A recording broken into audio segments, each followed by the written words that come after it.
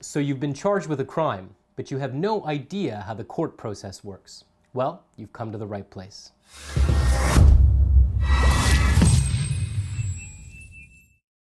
All criminal cases go through what I call two main phases. First, the pretrial phase of every criminal case. The pretrial phase of criminal cases typically lasts between 2 to 6 months. If you're in custody, then the pretrial phase may be sped up by your criminal defense lawyer. It has two principal purposes. The first is to appreciate the case against you. The way this is done is your criminal defense lawyer will obtain the evidence that has been gathered by the police and given to the Crown Attorney's Office. All Canadians have the right to disclosure, which means that you have the right to know the evidence that's going to be used against you if you decide to proceed to trial. The second thing that's going to be done during the pretrial phase of your case is your criminal lawyer is going to be working with the prosecution to determine if it's possible to resolve your case without proceeding to trial. You can think of a trial as the 100-yard line in a criminal case. Getting there takes some time. Prior to reaching that point, your criminal lawyer is going to be negotiating with a Crown prosecutor during what are called Crown pretrial meetings or Crown resolution discussions to see if there's a way to avoid getting that far down the road. Resolutions take on a variety of different forms depending on the circumstances of the case and the individual needs of the client. At the end of the pretrial phase of a criminal case, whether it's at the 2-month mark, the 6-month mark, or in very complicated cases at the 9 or 12-month mark, your criminal lawyer will be in a position to assess how strong the evidence is against you, how likely you are to meet that evidence successfully and thereby raise a reasonable doubt at trial, and what the consequences would be if you failed to do so. During the entire span of the pretrial phase of a criminal case, keep in mind that either you or your lawyer, and sometimes both, will have to make court appearances on average once every 2 to 4 weeks. So let's say we've reached the end of the pretrial phase of your criminal case. Let's take, for example, a domestic assault charge. You're charged, you're released on bail to a surety, your criminal lawyer negotiates on your behalf and obtains a result.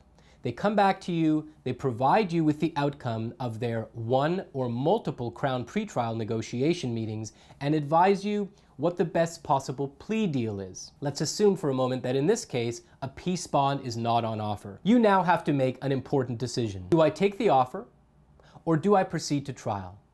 Your criminal lawyer, of course, will advise you on the pros and cons of each approach.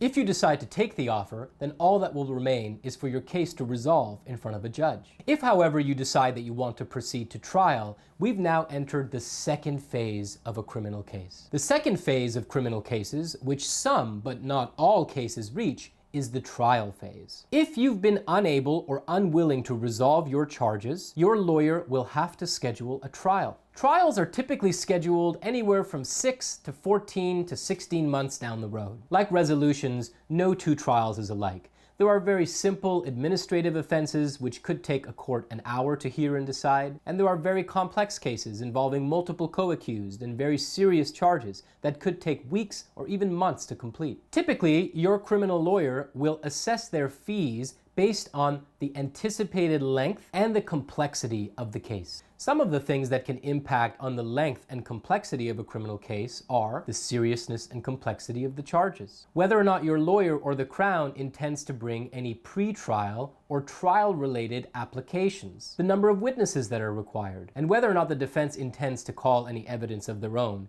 including calling you as a potential witness. Your lawyer, the prosecution, and in most cases a judge, will have a fair estimate of how long a trial will take to hear and will schedule accordingly. As your trial day approaches, you can expect your criminal lawyer to reach out in order to work with you and any potential witnesses to prepare accordingly. Once the trial phase of your case is done, the judge or jury that has heard the evidence will make a determination as to whether the Crown has proven the charges against you beyond a reasonable doubt. Never forget that you're presumed innocent under Canadian constitutional law. At all times, it is the responsibility of the prosecution to prove each and every element of each and every crime that has been alleged beyond a reasonable doubt. Having an effective criminal lawyer on your side is your first and most important line of defense in ensuring that the Crown is held to this extremely high standard. Now that we've talked about the pretrial phase of every criminal case, the trial phase of those cases that proceed to trial, let me add a third and final wrinkle to the mix. That is, cases that benefit and are entitled to a preliminary inquiry. A preliminary inquiry is like a trial, but the question on the line is not your guilt or innocence. Rather, the question for the judge to decide is whether or not there is enough evidence to cause you to be brought to trial. Typically, the cases that are eligible for preliminary inquiries are the most serious cases with the highest maximum sentences under Canadian criminal law. We already know, based on what I've told you, that you have a right to disclosure in advance of taking your case to a trial, but a preliminary inquiry gets those witnesses into court so that you can hear them under oath. It also gives your lawyer an opportunity to cross-examine those witnesses and thereby create an important record of sworn courtroom testimony. If your case is entitled to a preliminary inquiry, this also means that you have the right to have a trial in superior court. Irrespective of this third wrinkle, the same two phases of every criminal case remains the same. The pretrial phase, where you and your criminal lawyer are arriving at an appreciation of the evidence against you and whether or not a resolution is possible, and the trial phase, where your case has been scheduled for a trial and you and your criminal defense lawyer are working to prepare accordingly. For Canadians that are out of custody and not facing the most serious criminal offenses, the standard timeline to completion is anywhere from 4 to 6 months for cases that complete in the pretrial phase, and anywhere from 12 to 36 months for cases that proceed to trial. I hope that this broad overview of the criminal process has been helpful. As always, if you found this video helpful, hit the subscribe button, hit the like button, and be sure to share this video with friends who may need it. My name is Shayan Shaffie of Shaffie Law, and if you have any questions, don't hesitate to contact my law firm. Thanks for watching.